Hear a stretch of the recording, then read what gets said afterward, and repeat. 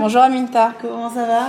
Écoute, ça va plutôt bien. Merci de me faire cet honneur d'être sur la chaîne Have a Pic, ça fait plaisir. Écoute, c'est moi qui suis honorée. On a fait une belle rencontre, Ouais. donc c'est l'occasion de valoriser aussi nos échanges. Génial. Bon, comme toi aussi tu viens de t'installer en Côte d'Ivoire Tout à assez fait. récemment, je vais te laisser te présenter, nous raconter un peu ton parcours et tout ça. Ok, donc moi je m'appelle Ismène. Je suis la fondatrice de l'agence touristique innovante African Explorer, qui organise des voyages nomades en camper van. Donc du coup, je vous présente Wanja, la première née de la flotte African Explorer. Donc un camper van, je ne sais pas si tu sais ce que c'est. C'est un véhicule tout aménagé avec lit, cuisine. Ici, il l'appelle la voiture maison. C'est un véhicule 4x4 tout confort, un camper van, dans lequel vous avez douche, cuisine, la totale. Et donc je suis venue lancer cette activité touristique-là en Côte d'Ivoire parce que je m'inscris dans un processus de reconversion professionnelle. Par le passé, moi j'ai travaillé dans le domaine de la diplomatie culturelle, plutôt côté gestion, compta, orga, RH. Et j'ai eu envie de faire autre chose. Et ce que j'ai constaté, c'est que c'était assez compliqué en France et dans le monde francophone en général, donc y compris en Afrique, de bifurquer. Et donc, j'ai créé mon propre emploi à travers cette agence touristique. Génial. Et du coup, tu as fait quel genre d'études? Finance publique. Décidément. Ouais. Super. Et depuis quand alors es-tu installée en Côte d'Ivoire? Alors, officiellement, depuis janvier 2023. D'accord. Par contre, je suis réellement arrivée en novembre 22 avec le camper. Je vais vous présenter. Allons-y, go. Donc là, une petite tablette déjà à l'extérieur qui est modulable. Ici, vous avez une cuisine équipée avec un petit plan de travail complémentaire. Et également à l'intérieur, donc je vais vous demander de vous approcher un peu pour vous montrer. Vous avez un combi-four, donc plaque de four et four. Par ici, vous avez un frigo qui fait 80 litres. Par là, vous avez une petite douche avec toilette, enfin voilà, eau chaude. Attention, on a l'eau chaude quand même dans ce véhicule. Ici, donc vous avez l'évier avec une pompe à eau, donc l'eau en permanence, 150 litres de réserve d'eau. Là, vous avez le petit espace détente avec une table qui est amovible, dans laquelle on peut se poser, manger, travailler, voilà, tout confort. Et enfin, ce lit qui est en fait un lit qui est totalement modulable en réalité. Donc, on passe rapidement sur un lit de place sur lequel on peut accueillir 2 adultes et 2 enfants. Et puis bon, tout un tas de rangements.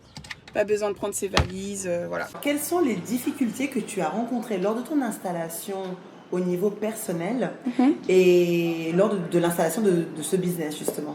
Je pense que, alors, j'ai pas réellement des difficultés, mais je pense que j'ai eu de la chance et j'ai été bien accompagnée. Par contre, j'ai eu des défis. Trouver un appartement. Enfin, je l'ai pas vécu comme étant quelque chose de difficile, mais c'était un défi à relever pour trouver l'appartement qui me convenait.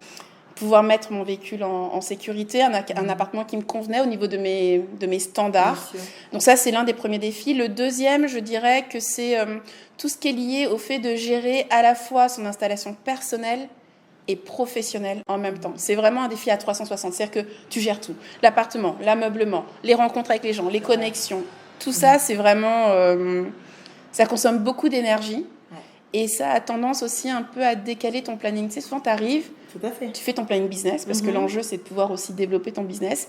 Et tu te rends compte qu'il y a des incidences de ta vie personnelle qui impactent finalement ton business. Donc voilà un peu, moi, les défis que j'ai rencontrés. Ouais, et puis comme il n'y a pas encore Have a Pic en Côte d'Ivoire, j'ai envie de dire, on n'aurait pas pu t'enlever ce poids-là. Aussi, exactement. Alors, as-tu prospecté dans d'autres pays d'Afrique? Parce qu'il me semble que tu n'es pas ivoirienne en plus. Non, je suis franco-béninoise. Okay. Et c'est vrai que c'est une question qui est souvent qui est récurrente, qui est mais pourquoi la Côte d'Ivoire et pas le Bénin? Alors moi, j'hésitais entre 4 pays.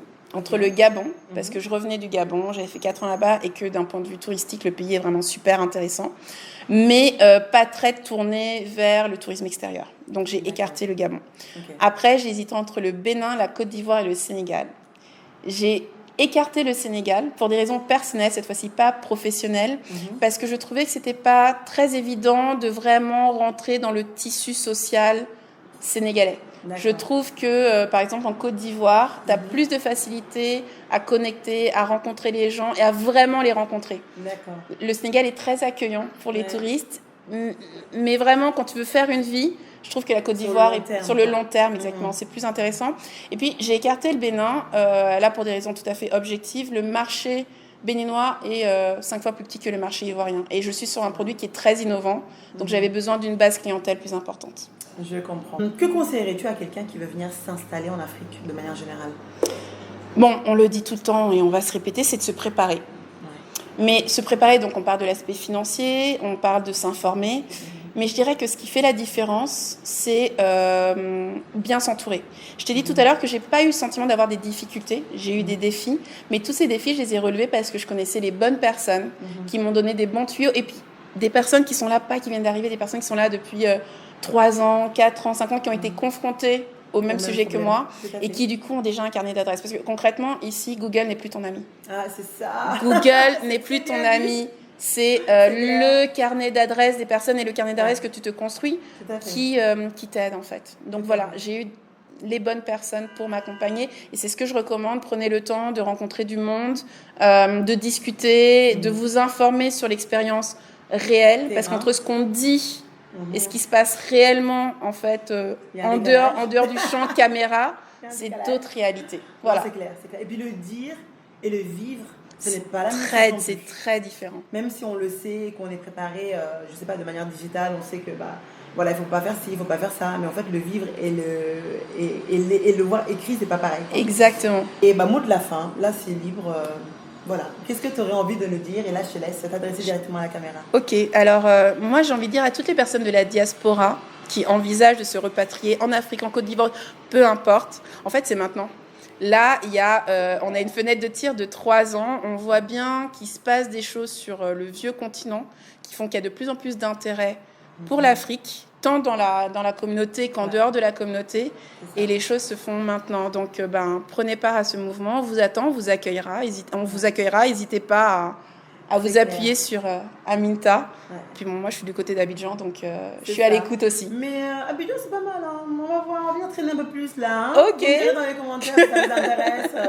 Voilà, mais ouais, je pense qu'il y a moyen. Abidjan, ça bouge beaucoup, tout ça. Et j'ai un bon ressenti en tout cas. Eh ben, comme on dit à Koba. Merci.